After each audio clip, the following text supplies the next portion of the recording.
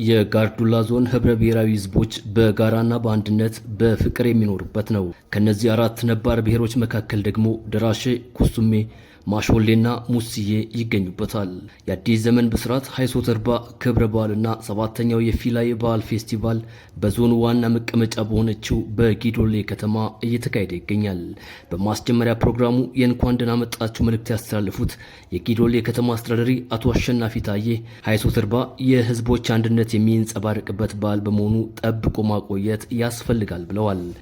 እኛ ጋርዱላዎች ደራሼ፣ ሞስዬ፣ ኩሱሜና ማሾሌ አንድነታችንና ሰላማችንን ጠብቀን ከግጭት አዙሪትና ከመነቃቀር ወጥተን በዓለም ተወዳዳሪነት የማይገኝላቸው ባህሎቻችንና ማንነቶቻችንን ጠብቀን ተፈጥሮ የቸረችንን ጸጋዎቻችንን በአግባቡ መጠቀም ከቻል በክልላችን ካሉ 12 ዞኖች ከፍ ብለን የምንታይበት ጊዜ ሩቅ አለመሆኑን በድፍረት እየተናገርኩኝ ለሰባተኛ ጊዜ ለሚከበረውና የአራቱ ብሔረሰብ ማንነት መገለጫ ለሆነው ለሃይሶ ተርባ የደራሼ ህዝብ ዘመን መለወጫ ክብረ በዓልና ለፊላ ፌስቲቫል ድጋሜ እንኳን አደረሳችሁ አደረሰን ማለት ይወዳሉ።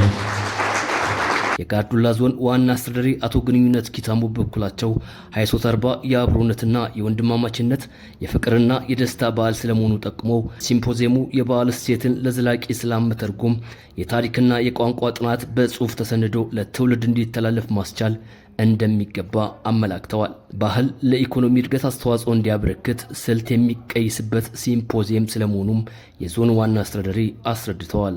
በዞናችን ለሰባተኛ ጊዜ የባህል ልማታችን ለብልጽግናችን በሚል መሪ ቃል የሚከበረው የሃይሶ ተርባ ዘመን መለወጫ በዓልና ባህል ፌስቲቫል በዞናችን በሚገኙ የደራሼ፣ የኩሱሜ፣ የማሾልና የሞስዬ ብሔረሰቦች ዘንድ ያሉ እምቅ ተፈጥሯዊና ባህላዊ ሀብቶቻችንንና ጸጋዎቻችንን አውቀን ለይተን አልምተን እንድንጠቀምበት በጥናትና ምርምር ተደግፈው ባህላዊና ተፈጥሯዊ እሴቶቻችን በልማት፣ በሰላም ግንባታ፣ በቱሪዝም ዘርፍ ያላቸውን ፋይዳ ተገንዝበን ሀገራችን በተያያዘችው ሁሉም በሁሉም የብልጽግና ጉዞ አስተዋጽኦ የምናበረክትበት ይሆናል። ሃይሶ ተርባ ከጭፈራና ከደስታ ባሻገር የጋርዱላ አራቱ ብሔረሰቦች ለዘመናት የገነቡት የአብሮነት፣ የወንድማማችነት፣ የእህትማማችነት ውልና የሰላም ዲፕሎማሲ ነው። የደቡብ ኢትዮጵያ ክልል 32 ነባር ብሔረሰቦችን ያቀፈ ክልል ስለመሆኑ በመጠቆም ሲምፖዚየሙን ያስጀምሩት የደቡብ ኢትዮጵያ ክልል የብሔረሰቦች ምክር ቤት ዋና አፈ ጉባኤ አዳማ ቲንጳዬ ከነዚህም መካከል የደራሼ፣ የኩሱሜ፣ የማሾሌና የሙስዬ ብሔሮች ይገኙበታል ብለዋል። የጋርዱላ ዞን እምቅ ባህል በርካታ የተፈጥሮ ጸጋዎች ያሉት የእውቀት ባለቤት የሆኑ ህዝቦች በፍቅርና በአንድነት የሚኖሩበት ስለመሆኑም አመላክተዋል። ጋርዱላ ዞን እምቅ ባህል አለበት።